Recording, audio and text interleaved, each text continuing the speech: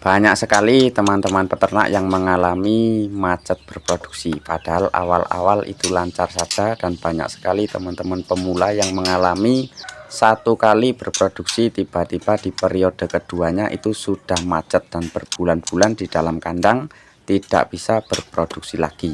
Ini ada beberapa cara teman-teman. Kita akan bahas tuntas tentang cara mengatasi murai batu yang macet produksi, baik bagi pasangan yang sudah berproduksi ataupun pasangan yang sudah berproduksi satu kali tiba-tiba macet. Simak videonya sampai selesai. Sebelumnya saya ucapkan dulu assalamualaikum warahmatullahi wabarakatuh. Kita bertemu lagi di seputar peternakan murai batu CCD Feed Farm. Kita akan membahas tentang cara-caranya mengatasi murai batu yang macet produksi, dan biasanya ini terjadi di teman-teman yang sudah peternak sudah berhasil satu kali atau dua kali tiba-tiba macet berproduksi. Dan ada juga di tempat teman-teman, biasanya itu teman-teman membeli yang sudah pernah berproduksi. Di orang lamanya produksinya selalu lancar, tiba-tiba setelah dibeli dibawa pulang ke rumah, dimasukkan ke dalam kandang itu tidak bisa berproduksi, dan kejadiannya itu bahkan sampai berbulan-bulan, karena teman-teman ini inginnya cepat-cepat beli yang sudah produksi, sudah pernah beranak, tapi ternyata itu malah lebih sulit teman-teman. Ini penanganannya bagaimana?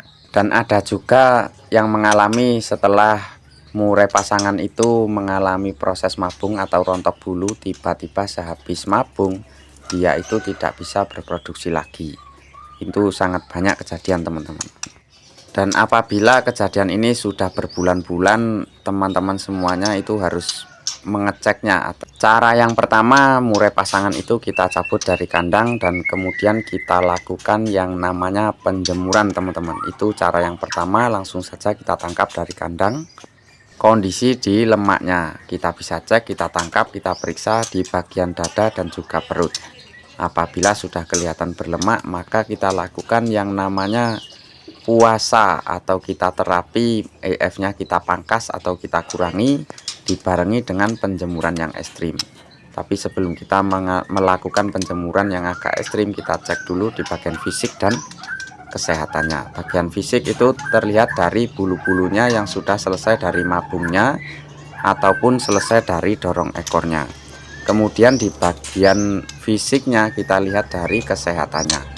Apabila dia itu sudah terlihat betul-betul sehat, maka kita berani untuk melakukan terapi penjemuran.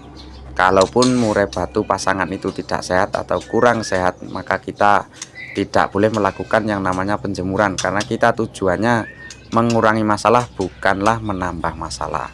Nanti misalkan kurang sehat, maka kita penjemurannya tidak usah terlalu lama, kita jemur sebentar saja. Kalau dia itu sehat, maka kita lakukan dengan cara penjemuran yang ekstrim untuk mengurangi lemak tersebut.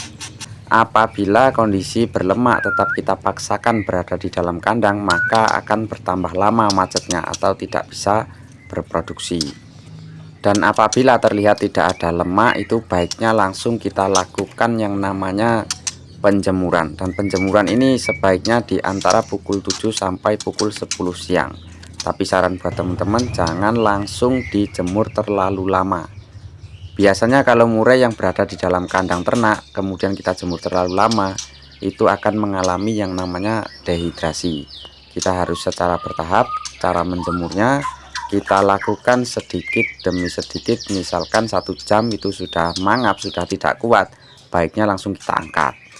Kalau misalkan 1 jam masih kuat, kita lanjut sedikit demi sedikit. Nanti keesokan harinya kita lanjut durasi yang bertambah lama.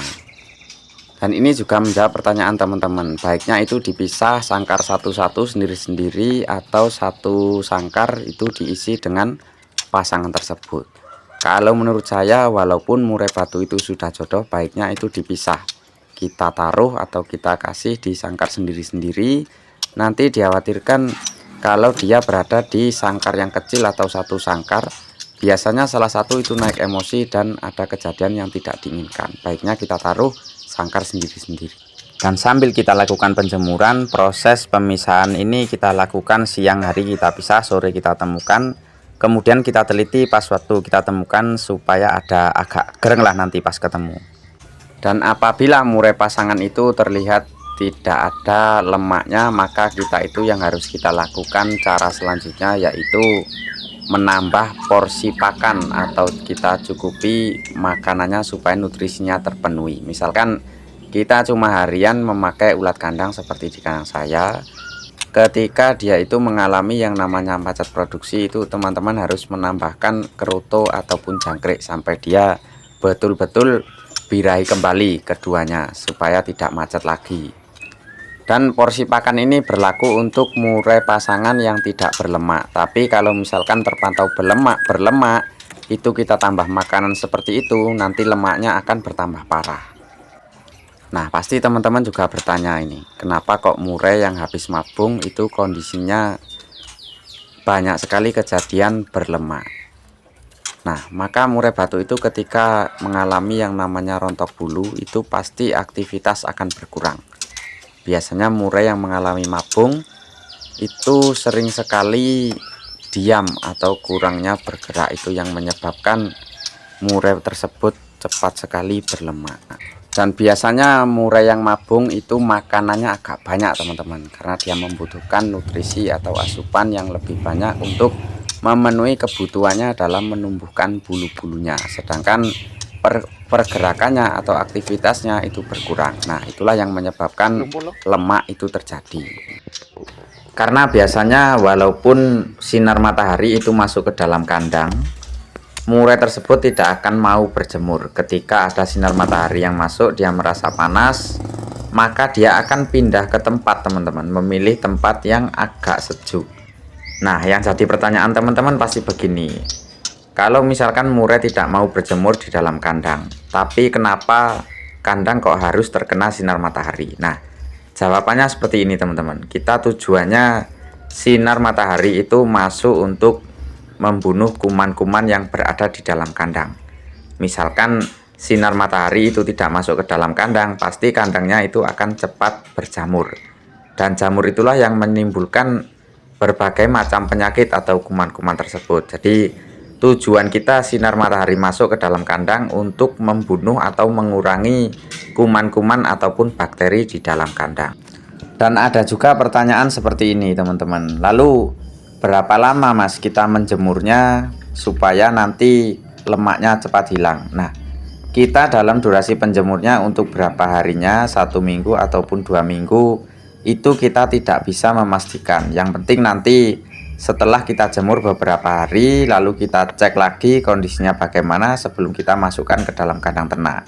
Intinya kita itu harus tahulah antara siap masuk kandang ternak dan juga belum masuk kandang ternak. Oke teman-teman, semoga video yang singkat ini bisa memberikan manfaat. Kita bertemu lagi di video selanjutnya. Saya akhiri. Assalamualaikum warahmatullahi wabarakatuh. Salam ternak sampai mana.